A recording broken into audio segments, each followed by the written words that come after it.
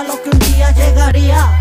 Llegaría a presentar mi rap en Bogotá, el talento llegaría. De momento expreso, empiezo, esfero y papel, complemento ideal, sí adicional, la pista que me ayuda a argumentar, a balanzar.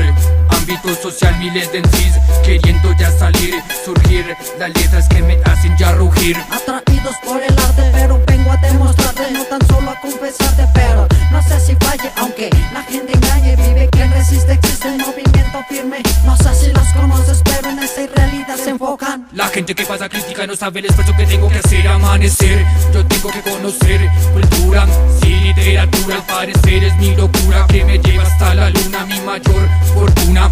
Sé que la vida golpea aunque nadie te vea.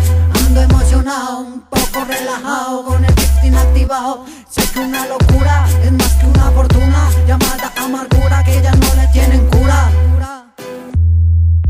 Cura la salvación, encontramos el camino de la inspiración. En ocasión la comprensión te lleva a la aniquilación. Atención con la mayor información, mantente atento en este gueto, que es lo que represento.